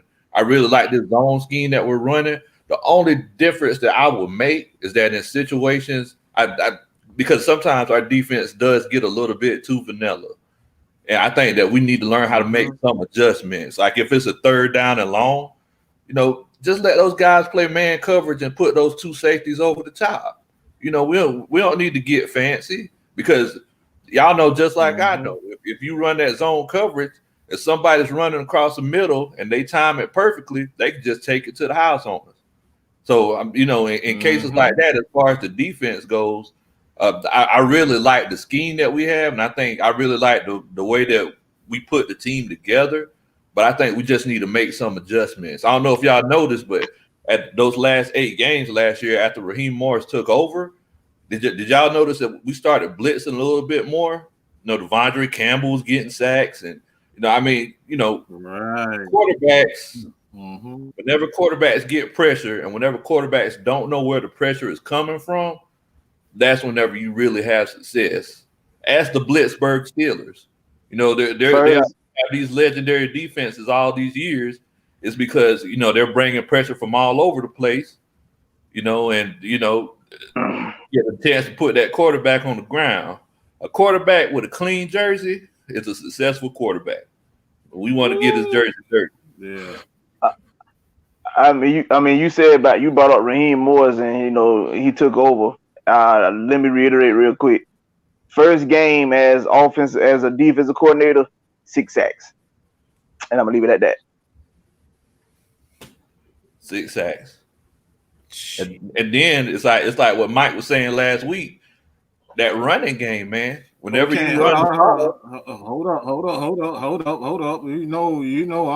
that up just a little quick. He was as a coordinator, but let's make this clear. They were calling plays together. He and Jeff Olbrich were calling plays together. So we're not gonna give it all to one particular person. That's true. Right? That's why I have an issue. And that's why I have an issue. We want to give one person all of the credit, and that's not how teams work. That's true. Bill Belichick has been successful because he allowed his defensive coordinators to do their job. And when they weren't doing their job, that's when he stepped in and did his thing. So it's a collaborative effort. So that's why I always have an issue with people as far as like want to give everyone the credit. Kill, man, what you think, bro? Like how should the Falcons kind of dictate the defense in your opinion, man? Well, Lowe kind of hit it on the mark. I mean, you have, like I said, you got to get pressure on the quarterback. I keep the blitz coming, and like I said, as a passing lead, you got to get them off that spot in less than 3 seconds. I mean, you got to bring more body, you got to be more aggressive. And I think the one thing about this team that I do like about the defense is you got ball hawks in that secondary too. So, like I said, let them, like I said, get pressure and let them make the plays. You keep it going like you did last year. Yeah, man. I agree with both of y'all. Keep the pressure coming, and I would mix it up. It's no more we're going all zone. We're gonna play man, we're gonna play zone, we're gonna mix it up. I wouldn't stay with one, I wouldn't give them a steady dose of nothing. I would have your head spinning as a quarterback because you wouldn't know what I'm gonna do. But I will be bringing pressure. Because one thing I like about Mike Zimmer and the Vikings, he keep that double A blitz coming, and he has quarterbacks thinking who's coming, and you got to keep, like we said, pressure on the quarterback. That's the reason why Marcus Mariota looked like a Hall of Famer against us. That's the reason that Jacoby Brissett looked like a Hall of Famer against us because we didn't get no pressure on them guys. When you let quarterbacks, when they're running routes, football is all about timing. Those routes are about timing. If you put your corners back up there and bump and run coverage, and you throw that timing off, a lot of those passes are going to be incomplete. A lot of passes are going to be overthrown because you throw that timing off. And in the division we playing right now with Tom Brady and with Drew Brees, that are statues back there, I would keep the pressure coming. Like they said, let's bring back blitz grits and let's blitz all day. Keep those quarterbacks thinking, man. Yeah, I would press up on these guys. I wouldn't play all of that zone because if you leave, we seen what happened in the Super Bowl. When you left those gaps in that cover 3, what did Tom Brady do? He gonna take the underneath routes all day long and pick us apart. He gonna take what you give him. So you gotta bring the pressure. You gotta keep them off balance. Like I wouldn't run all man. I wouldn't run all zone. I've seen teams running on half the field we running zone, on the other half the field we running man. Yeah, I would do all kind of things. Cover C. Yeah. So you don't know what's coming because if you continue to show the same thing over time, Tom Brady, the veteran quarterbacks, Tom Brady, Drew Brees, even if you do that the whole game, where we're gonna blitz all game, eventually you're gonna get burned. Yeah. Matt Ryan was just talking about the Eagles game last year. They kept all out blitzing, zero blitz, zero blitz, zero blitz. What happened at the end of the game? They threw that zero blitz again, and we threw a screen pass, and it was wide open. All we needed was one clean block, and Julio was gone. So you can't blitz all day neither. You got to mix it up because quarterbacks are too smart. Offensive coordinators are too smart. Where if you're doing one thing, if you're giving them a steady dose of the same thing over and over again, they're going to figure you out. Exactly. So I would mix it up. And that's what I love about this defense is we have the versatility with the players that we have, like Deion Buchanan and those players. You can throw them in on third down, on third and longs. You can throw those good coverage linebackers out there, like Deion Buchanan. You can drop not Deion Jones, but Keanu Neal. You can drop him in as a linebacker and let them cover tight ends because really what killed us last year was Devondre Campbell. They knew on third down, look for Devondre Campbell. Whoever he's covering, we throwing the ball to him because he's going to be on one-on-one coverage and he's going to get exposed. That was a hot read. So we got to get these quarterbacks off their first read. That's another thing I realized last year. If you go back and look at tape, a lot of the times quarterbacks would look at that hot route, and whoever that hot route was, they would throw it right to him. The guy would be wide open pretty much every time. Yeah. So you got to take those first 2 looks away and make guys actually have to read our defense. And the way that you do that is you play bump and run coverage. You get up in their face. You bring guys in the box, and you don't even have to always blitz. You could just show pressure, bring everybody up to the line, and then drop out. You know what I'm saying? You got to disguise. Hey, man, hold on, guys. I love where this question goes. This is Charlton Nash, and it kind of goes into what we were saying, man. That's the dream defense, the style of defense that you want to play, for the Falcons to play. Or it's not just the style, which area of the defense that you would like to see dominate? Man, I ain't gonna lie to you, man. It's like I always been wanting to see that defensive line. It's like ever since, back in the day with Archambault and Chuck Smith and all them boys, I just want to see a real dominant defensive line. If your defensive line dominates, then it makes everybody's job easier. It's like checking back with Jew. It's like, I don't know if y'all remember, but in the Super Bowl and over the years that we played the Saints, almost every time we sacked Drew Brees and Tom Brady, what position sacked them? It was always pressure coming up that A gap, right? Inside. It was always inside because those guys, they're experienced. They know how to read the line. They know how to step up to avoid those defensive ends. I mean, every now and then a monkey might fall out of a tree and the defensive end might come and get Tom Brady or Drew Brees. But look, we need to bring some pressure up the middle. My dream defense is basically something that,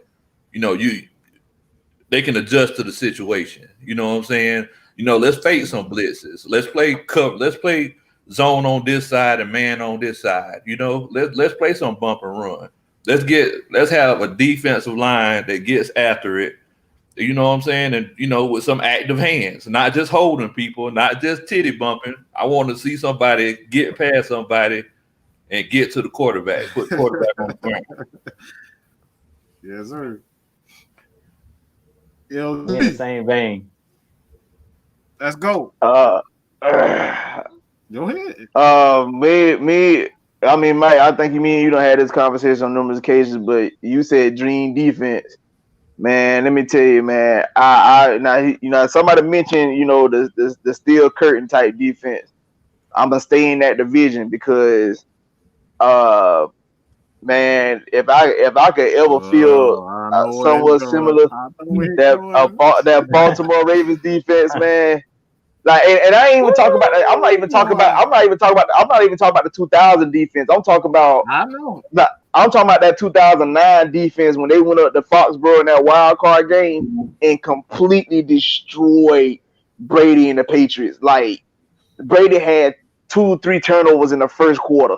Like, that's what I want to see. I want to see nothing but complete sheer dominance on the field. Like, when they step on the field, you immediately fear our defense. Like, boy, I don't think we're gonna get in the yards this drive. Like, that's what I want to see. That's my dream defense of being able to find. I mean, you ain't gonna find a duplicate of Ray Lewis.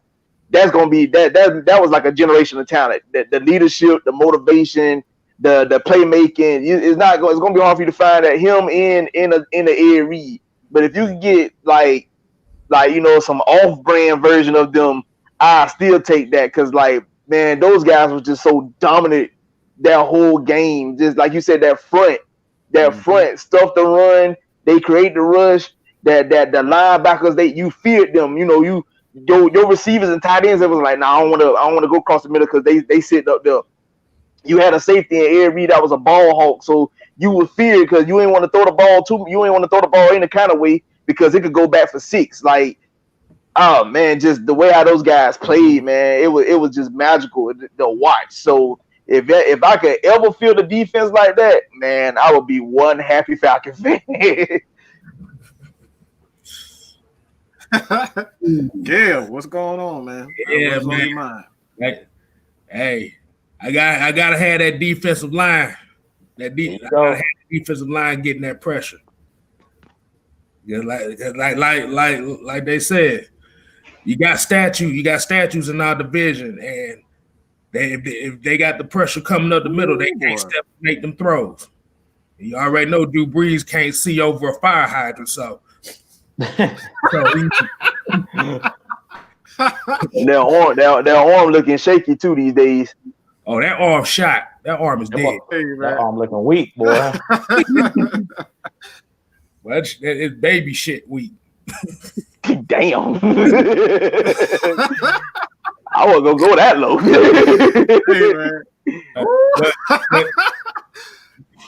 But like I said, I need that pressure. Like I said, pressure can make any defensive scheme you play look real good. Rather cover 3, cover 2, man. But you could prevent that quarterback from standing in that pocket for 3 seconds. Shoot, you can have nobody back there, and that quarterback would be woo.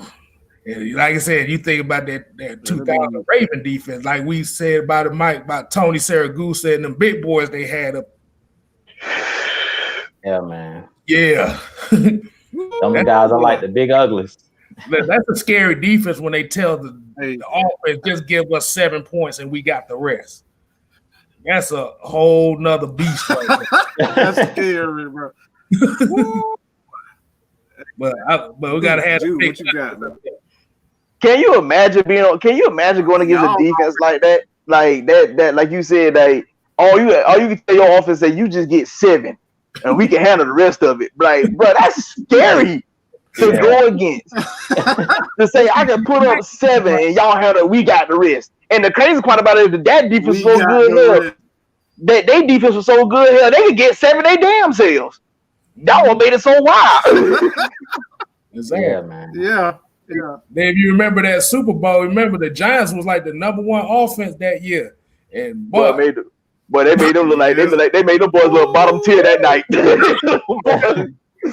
made them boys look bottom tier. But hey, boy, Tiki was afraid. Tiki was afraid that whole game. In his eyes. He don't want no part of that old dude, man. Shit, it wasn't even it wasn't even Dan Ray Lewis that scared the shit out of here. You talking about Peter Bolwell? Yeah, he don't want none of that. None of that. Dog. Shit. But that what Peter Bolwell, Chris McAllister, Rod Woodson. Oh man. Yeah. Oh, Jesus. Yeah, that defense was scared. That is nasty to think about. That defense was serious. But I'm the same with them, Mike. The defensive line is where you make that's where you make your money, on the defensive line. And I want one of them big dudes, man. I love them big, ginormous dudes like Haloti Nada, like they was talking about Tony Siragusa. I want one of them big guys. Chris Jones that plays for the Kansas City Chiefs right now. I like them dudes 6'8", 300. I'm 300 plus pounds. Because I like guys that collapse the pocket and you get overwhelmed by them. Yeah, you get overwhelmed by it, man. I'm telling you. The 49ers, when they had Eric Armstead, they got power forwards playing at that nose position. That's what I like, them big dudes. And that's how the Patriots build their team. They build their team where you playing in the phone. They make you play in the phone booth, dog. And that's the type of defense I like. To me, I like Dan Quinn with the speed, but I prefer size sometime over speed. You can have speed at the linebacker position. But to me up front, I don't like all them little light guys, man. I like them big dudes. Like Willie McGinnis, when the Patriots had Richard Seymour, Vince Wilfork. Oh man, them the type of dudes I'm talking about. I'm talking about them dudes that they put so much pressure on you, you don't know what to do. Like I said, that ball coming out in 2 seconds, dog. And that's what we need. We've been missing that. We done went with this light stuff, man. We need to bring back the Rod Coleman, some big guys, dude. Let me tell you something. You mentioned that, and the only thing came to my mind was I called them boys the Great Wall in Jacksonville when they had Marcus Stroud and John Henderson. Boy, boy, it was rough. It was rough for opposing line when they had them two together. The Williams Wall in Minnesota. Them big boys. Yes, yeah, man. Them big, but people want to know why Jared Allen can eat. He can eat like that because he gonna have one-on-one every time. You got the Williams walls inside. Them two dudes on the outside. It's a reason why Jared Allen can just come screaming off the edge. Because when you got those big boys inside handling things, and then think about if Deion Jones really had a big dude like that in the middle. Yeah, you got Grady Jarrett, but if you put somebody inside like a Derek Brown, that was the reason I wanted Derek Brown. You put a huge dude on the inside next to Grady Jarrett. Just imagine what them dudes like Tack can do off the edge, like Dante Fowler. You can come screaming off the edge because that pocket's gonna get collapsed. To a lesser note, when we had Corey Peters, a lot of people sleep on Corey Peters. When he was here, he was a playmaker. I don't care what nobody said. When Corey Peters was here, he was a playmaker. He went to Arizona, and ever since he left, we ain't really had that nose position other than Grady Jarrett. But he's a smallish guy. He's more of a pass rusher that plays inside. Because Grady Jarrett, he basically goes off speed. If you watch Grady Jarrett on the inside, he always beats those guards with his speed. He has that lateral quickness, and he uses his hands with those swim moves to get inside. But I want one of them big dudes where you can't move off the point. Like you said, like a Marcus Stroud, one of them guys that you can't push. Like you couldn't push Haloti Nada out the hole.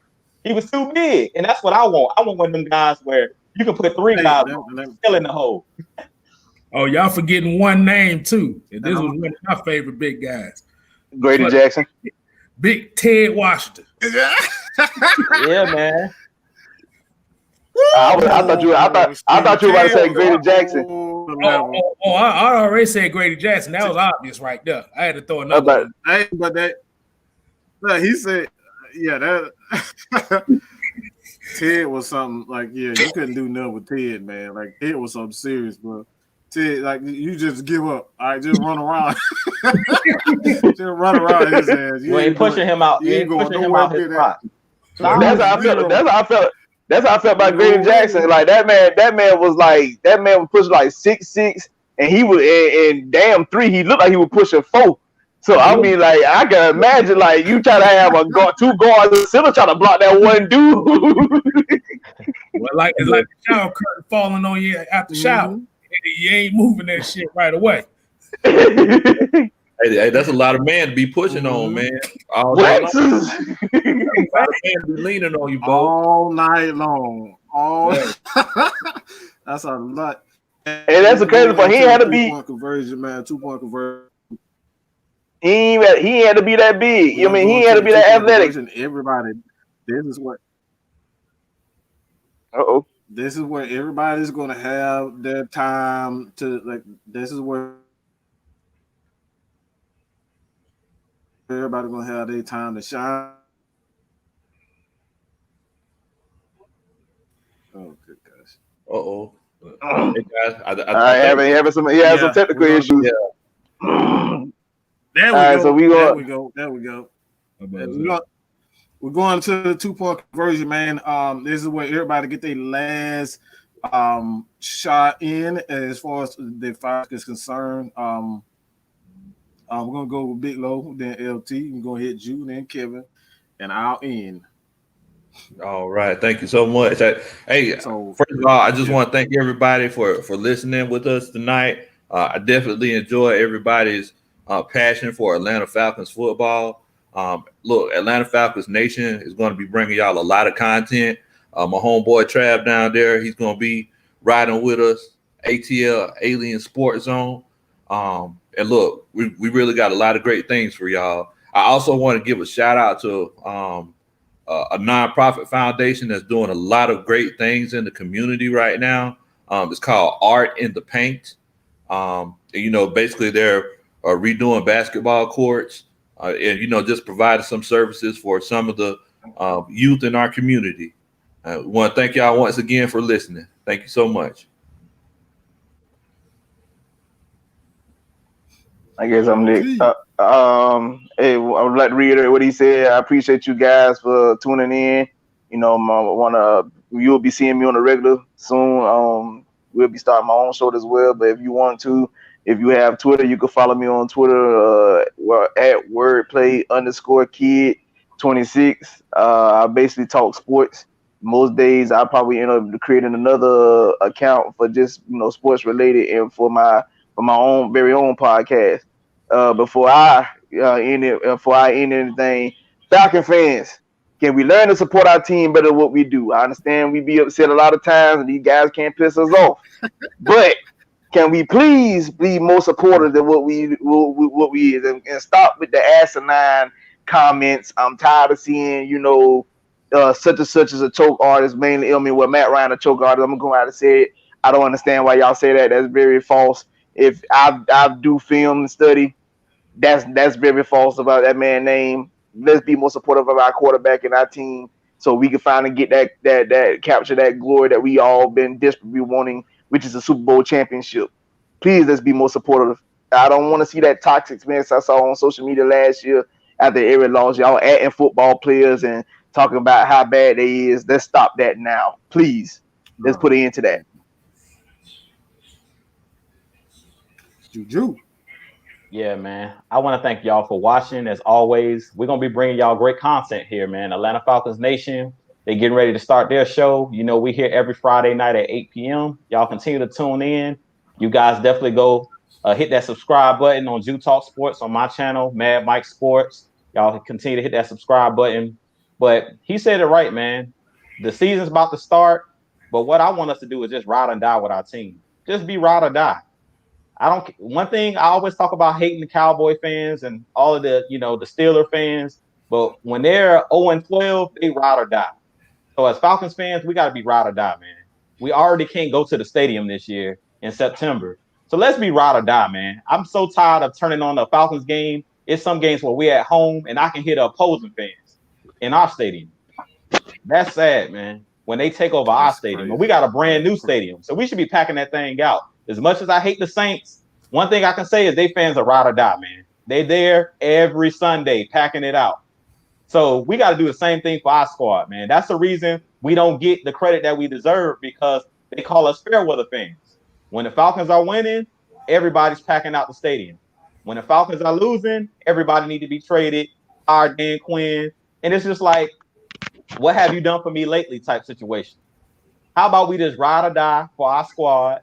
How about we be the real Falcons Nation? That's the reason me, Mad Mike, Maggie, all of us. That's the reason we're making this positive Atlanta Falcons content, because we got to support our team and we got to put the true facts out there. There's so much stuff in the media about Matt Ryan, about all of our players, Julio Jones. We got to put the real information out there and do your research, as LT was talking about.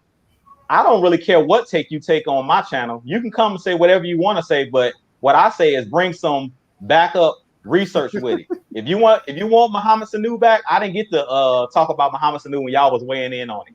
But if you want to check it out, go to my channel. I talked about Mohamed Sanu. And I guess I'm the black sheep because I said, I don't care if we bring back Mohamed Sanu. My thing is, what is the reason why you're bringing them back? Are you bringing them back because the other receivers we have can't block? Because it's important as a wide receiver to be able to block in the run game. So Mohamed Sanu was a hell of a blocker. So if you're bringing somebody back to be a blocker and to move the chains on third down like a tight end in the slot, I'll bring Mohamed Sanu back. But you got to have reasons and facts behind what you say. And I think that's the biggest issue I see with Falcons fans. We want to say, cut this player, get rid of this player, bring in that player. But what's your reasons behind it? If you think the player can add something to the team and be an asset to the team, I don't care. Bring your tape, but don't just say, let's sign this player and have no reasons or no facts to back up or no research to back up what you're saying. So, like I said, man, let's support our team, man. It's a new year. It's 2020, and our Falcons are ready to go. We got the new uniforms. I've seen everybody been buying the new jerseys. I'm about to go ahead and buy one of the new jerseys. But let's ride or die with our team, man. I don't want to turn on social media and see one of the jerseys already being burned. Come on, man. Let's really support the team, and let's not be up here trolling these players. Let these players do them. Let's not be trolling. And trust me, they get enough trolls from the Saints and the Panthers and the Buccaneers. So we don't need to troll our own team, our own team. And that's all I got, man. I'm gonna kick it over to Kevin. Yeah, like I said, appreciate everybody watching tonight. Atlanta Falcons Nation, you already know where to go. Subscribe to everybody. You can finally follow me on Twitter. I'm tired of everybody calling me old school and shit, so I got a Twitter now. So you can follow me there. Post something here now and then. But like I said, we appreciate Mad Mike, like I said, giving us the opportunity to, get out of our comfort zones and get on here and talk shit. And all the fair weather Falcons fans, y'all can go kill yourselves twice. God dog. That's how you end it. That's how you end it. That's two more versions right now, bro. But man, we gotta check and see if the kid's on here first. We're gonna say that. Hold on. But for real, I had to throw that in. But for real, like I said, you just gotta support the team no matter what. Like I said, stop bitching about okay, we lose, we win or not, whatever. Like I said, every game is week to week. And like I said, if you don't want to support the team week to week, you don't need to support the team, period. Go over there and be a Buccaneers fan like everybody else. Yeah. Go over there and be a Cowboys fan like everybody else. Damn, this is Atlanta Nation right here. You see that? Yes, sir. Can I add something? Because what's the name? Because Drew had mentioned people buying jerseys. And Mike know where I'm finna go with this. Why in the hell are y'all buying Mike? I know. Why? Why are we doing this? Oh my God! Can we please let him be in the past? Listen, as a Falcon fan and as a black, I'm gonna put it out there. As a black man, I love Vic as my quarterback. The dude was phenomenal. Like, he was great to watch. You know what I'm saying? He was exciting to watch. I mean, I bought 2 of his jerseys. I bought the original jersey when he first got drafted, and I had another jersey when we got the new uniforms. I know how it feels to be supportive of this man, but at this time, this man has not played for us in the past 14 seasons. Let him go. It's over. It's fine. It's okay to not, to move on from him, because buying new uniforms with Vic on the back of it is not cool to me. We're done with him. The man done suited up for 3 other franchises since he left for us. He was a Philly, he was an Eagle, he was a Jet, and he was a Steeler. let him ride. If you're gonna buy an old jersey, buy one of the old versions. Don't bring don't bring old Vic into our new regime. We done with him. We done with him. Please let him ride. I'm sick of it. I love the dude dearly. Still one of my favorite players. But we done with him now. I ain't listen. Vic, when Vic was playing for us, I was still in school. I'm about 30. Let him go. Let him go. And look, I'm about to say in that case, you might well get you a Joey Harrington jersey while you at. As a matter of fact, buy Chris Chandler. As a matter of fact, let's take all. Let's bring an OJ Santiago tight end jersey in the new regime. Let's bring the Dirty Bird. Let's bring the original Dirty Bird, Jamal Anderson. Let's get a version for that. But if we let everybody else stay in the past, let Vic stay in the past as well. Exactly. Please. Yes, sir.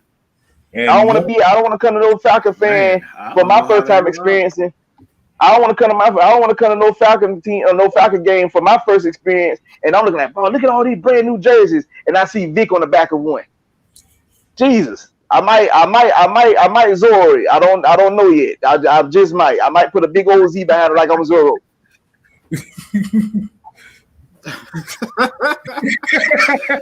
Hey man, damn. Shit, I can't. Y'all killed the end of that shit. I'm just gonna put my damn channel. Got nothing else to say. I'm just gonna put my channel, man. For real, man. Hey, man, this is why y'all need to get on this Atlanta Falcons Nation train, man. Because, like I said, we got some real Atlanta Falcons fans here, all ages, man. You know what I'm saying? And these are the guys that are handpicked with knowledge. We're talking about knowledge, all right? Knowledgeable. If you want to be educated, if you want the truth and the facts, and you tired of the goddamn bull crap from ESPN and all these other media outlets, even inside of Georgia, who do nothing but they just disrespect this team, and they do things like going on social media at these players, harassing these players. Like y'all don't realize y'all can actually go to jail for that type of stuff. Stop it. It's harassment. Don't do that type of shit to people. All right. That's one thing that I never understood with Falcons. You harass your own players. It's disrespectful, and you're a low down, dirty slut of a fan for doing stuff like this. Go do that to somebody else. Why are you doing that to your own people? You know what I'm saying? Why are you doing that to your own people? This is the team that you're supposed to get out with. And y'all up here, y'all harassing this guy.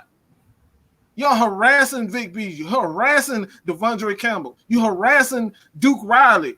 Harassing Desmond Trufant. These guys on that social media. And it be some disgusting shit. Like go kill yourself and stuff like that. Like y'all do this. I've literally seen people threaten people's lives on social media. It's not deep. If you care for your team, you shouldn't be doing stuff like that. If you're a real fan, like you say you are, why are you threatening these players? As if they don't have feelings. You know, I get this from my boy Bray Wyatt. Everybody know I'm a huge Bray Wyatt fan. But one of the statements that he always said, and people in the media and these athletes, these entertainers, they do suffer mental issues as well. That stuff gets to them. They are human as well. Stop it. You don't want that type of shit happening to you. Why would you do it to others? All right, and on that, man, we got before you go, man. Before we go, but you say how people was atting them and saying certain stuff. A lot of y'all gotta please stop that, because you don't even realize you putting your lives in danger. Some of you cats do come from rough backgrounds. A la prime example, Devontae Freeman. I know of the projects that this man was born and raised in, and if I'm not mistaken, Poking Beans projects in Miami, Florida. Got family that lives in them projects. Trust me, it ain't sweet down there.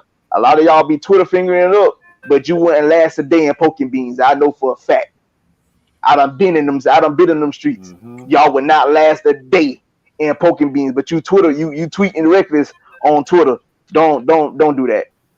A lot of people are really about it in real life. Please don't do that. Especially after what he did with Aaron Donald. Yeah. You don't want to smoke with him. Exactly. You don't want to smoke with that man. If he ain't care about size against Aaron Donald, you don't want to see that man in real life. Stop it. You don't, bro. It's like that's the truth. That's real rap, man. But again, man, damn, man, we won 2 hours and it didn't even feel like it, man. We got, man, like I said, man, we got a special brewing in the Atlanta Falcons Nation, man. I love this crew, man, and we like y'all continue to support your boy at Mike Sports, Atlanta Falcons Nation. More importantly, I got 49 people in his chat. Please, if you have not, type in Atlanta Falcons Nation on YouTube and subscribe, please. All right. I don't beg a lot. I really don't beg a lot. We're trying to get to 200. Please, 50 people right now. 50 people. Go type in the search engine for Atlanta Falcons Nation and subscribe to the channel. I truly appreciate it, man. Like I said, we're going to give y'all entertainment. We're going to give you guys nothing but the truth and the facts of the matter. All right. I truly appreciate it, man. And with that said, man, man, we had a good ass time with y'all, man, and continue to support us every Friday. Like Big Low and Trav, ATL and Sports Zone, they got something coming. Jew Talk Sports, man. You can check him out as well. Even Miss Maggie T, go check out Lust Exchange. They be talking about some real issues that needs to be talked about, and it's quite entertaining. So, man, like I said, we really got some stuff going for y'all, but I appreciate it. Love y'all to death, man. I don't do that shit a lot, but trust me, I truly love y'all, man, because like I said, man, y'all don't know how much this is therapeutic for a lot of people. So with that being said, man, check your asses over. Atlanta Falcons Nation or YouTube, type it in, subscribe to the channel. We're going to be at 200 within the next 2 weeks. Within the next 2 weeks, a lot faster. Appreciate it. That's all I got to say about that. And we out. And celebrities are not real sports fans, so they can shut the hell up too. We gonna hit it on that.